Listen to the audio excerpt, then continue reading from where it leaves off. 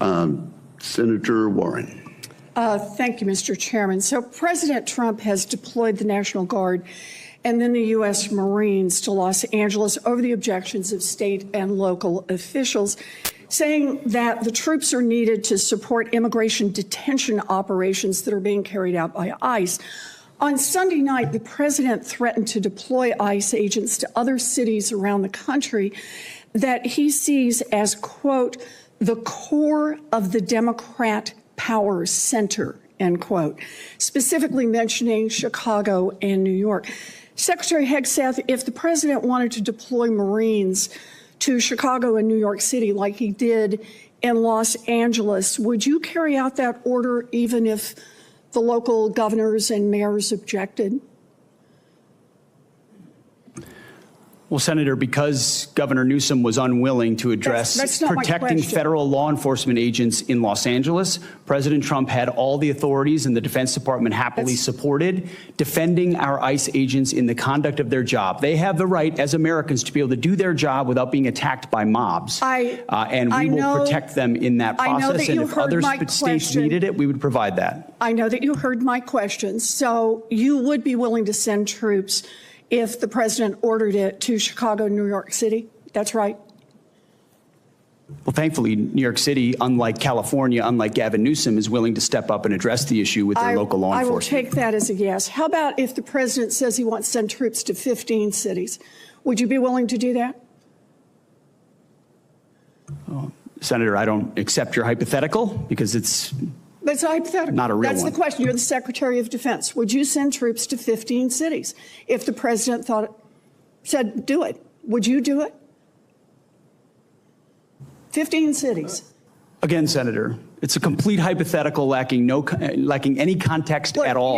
You're the Secretary and I refuse of to Defense. box myself in based on you questioning can refuse, on a hypothetical. But you're here asking for $1 trillion, and I want to know how you're going to spend it.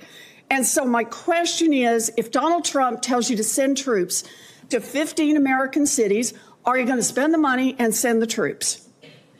Thankfully, we're spending money on securing our southern border, a way the previous administration abandoned and allowed 21 million illegals to enter our country. So defending our homeland is a real serious priority under this administration, and we're doing it. I understand the question about defense. Secretary Hegseth, about 4,000 National Guard troops and 700 Marines have been sent to L.A. Is there a number of troops deployed to American cities over the objections of governors and mayors at which you would be concerned that we are undermining our national defense? Senator, we've spent 2 decades guarding other people's borders.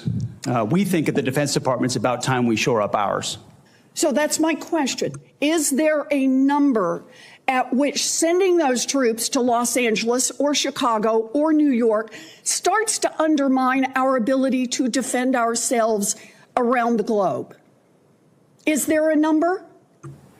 Senator, we look at capabilities and readiness around the globe all the time, and we're quite satisfied with our capabilities to defend the homeland, and we'll provide more if and when it's necessary. So you are satisfied with our capabilities. Let me just ask, have you actually done the analysis and figured out how many troops you can deploy domestically before you start to undermine readiness around the world? Have you done that analysis?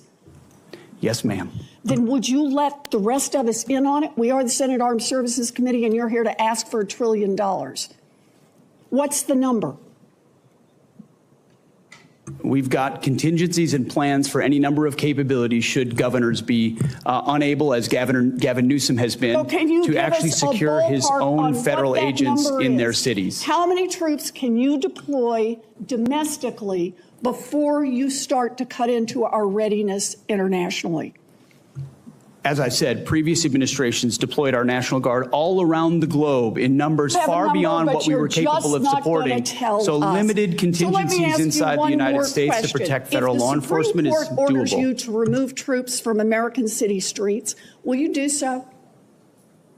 Can you repeat the question, please? Yes. If the Supreme Court orders you to remove troops from American cities, will you do so? As I've said, Senator, I don't believe district courts should determine national security policy, but if the Supreme Court rules on a topic, we will abide by that. Okay. You know, during her press conference last week, Secretary Noem said, We are staying here to liberate the city from its mayor and its governor, people who were elected by a majority of voters. Secretary Hegseth is saying he is ready to deploy more troops and won't tell us what the implications are for our national defense. This is un-American, and it makes us unsafe. I wish our Republican colleagues would speak up. The time of the senator has expired.